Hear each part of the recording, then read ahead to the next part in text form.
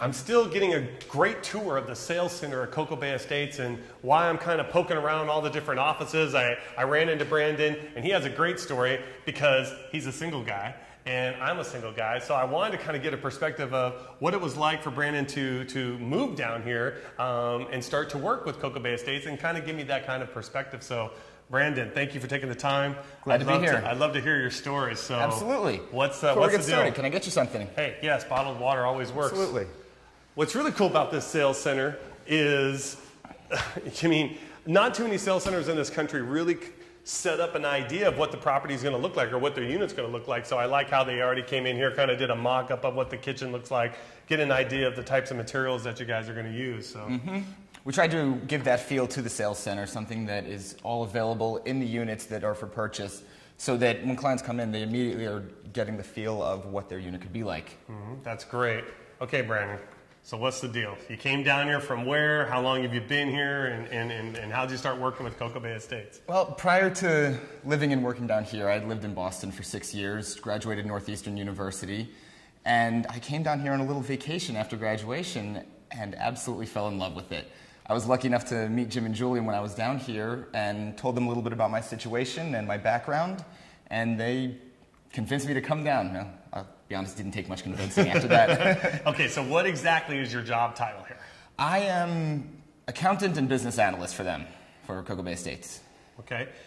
Now, what's interesting about that is most gentlemen your age, or women your age even, that graduate college, they come down here, they end up maybe staying because you're a surf instructor or something like that. You became an account analyst, so how did that kind of happen? Well, I was one of those people who was lucky enough to fall right back into something that was what I wanted to do. I was a dual major in finance and international business at Northeastern, so this just worked out perfectly for me. I got lucky enough to find a job I like and something that I actually knew how to do. Well, one of the great things was that you were telling me just a little bit ago was also that you came down here, but then some family came down here and decided to buy. Why don't you tell us who decided to come down here, maybe to keep an eye on you? My mom was making some trips down as well, and when I expressed the interest in moving down here, she decided to pick up one of the places right up in Segovia.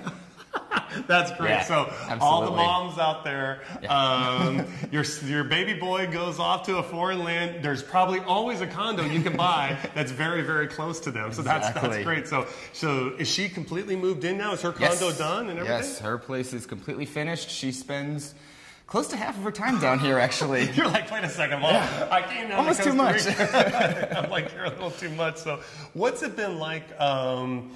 Have you been here from like the beginning of the development when it first started breaking ground, or did you kind of come in a little bit afterwards? I mean, what's it been like seeing the transition grow of Coco Bay Estates? I've been here for a little over 2 years, and that's about 2 years into the project when I got down here, and it has changed a lot. I mean, there were still, half the roads were dirt when I got here. Construction had just broken ground on Segovia, which was a very exciting time to start. And since then, we've been trying to expand and grow as much as possible. This has really taken on a life of its own. Well, that always brings up one of the most important points that I always talk about, and that is, if you're going to buy in a development that actually has a tractor in it, has a bulldozer, where there's some guys out there working and things are actually moving, and that's what Coco Bay Estates is doing. And now we're getting down to the question that we all want to know. What's it like for a single guy to live in Playa de Coco, and what are some of the clubs like, the discos, restaurants? Give me an idea. I'll tell you, it's a lot of fun down here. There is always something good going on in the nightlife here. One of my favorite places would have to be Z Lounge. They always have something going on most nights of the week. They have different themes of music and great parties every weekend. And then there are tons of other good restaurants around here. There's Swelly's, which is a local French restaurant. There's Las Olas, which is a new, more Costa Rican-owned restaurant, which is a great time. And there's always something to do. They're expanding the nightlife a lot more, bringing in more live music, so there are concerts a lot of nights of the week. I'll tell you, it's a lot different from living in Boston. What's it like? I know you're from Boston, obviously, so going to a pub in Boston and, you Red Sox guys. I mean, come on now. Oh, no.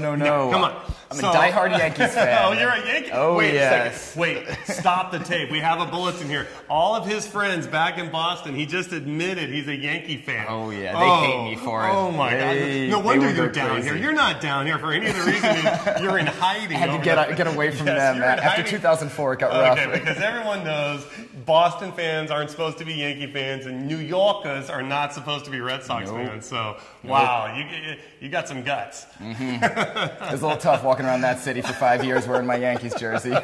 What's it like in the bars, let's say, in terms of in Boston as compared to going into a bar here?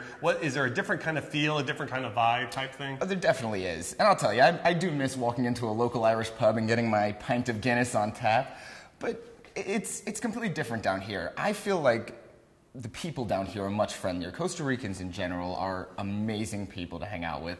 I haven't met one I haven't liked yet. All my Costa Rican friends are great. I have a good group of people I go out surfing with pretty regularly, right, and tons of great people every night. And and I'm sorry, you women in Boston, and you all are all beautiful, but what is it like going to a club in Costa Rica, and what are the ticas like here? There are absolutely some beautiful ladies down here, yes. I will say that. Very friendly again, as always. Now, what are some of the activities you talked? I think you went surfing and stuff. What are some of the other activities you maybe do in surfing and some of the other stuff maybe? Well, the weather down here really drives me to be an outdoor person. Mm-hmm. I always tried to be as active as possible living in Boston, but winter lasts 9 months a year up there. You're a hockey guy. So, you play hockey, yeah. Down here, I've always been a surfer. I get out there. I try to get out every weekend, but I've taken up running, swimming, bicycling. We've actually started doing triathlons with a lot of the people in the office, so gotten pretty heavy into that. Just a lot of fun. Well, I mean, Brandon, I think it's really cool that you decided to move down here and do this and take on basically a career that you would think you just would be wanting to do in the States, but you decided, you know what? I can do this down here in Costa Rica and live kind of in paradise and have a much more relaxed lifestyle and just enjoy myself a little bit more without all the stress and pressure of living in the U.S. So I thank you for taking the time to kind of share me that story. And again, my pleasure. Hey, I mean, again, two things that we really found out today. One, there is a Boston fan or a Boston person if you can't escape mom. Okay, no matter where you go, no matter where you can't even go she'll follow. Yeah, you can't even go to Central America or another part of the world, and mom's going to find you. So, all right. So, thanks for taking the time with us. Thank you. Thank you.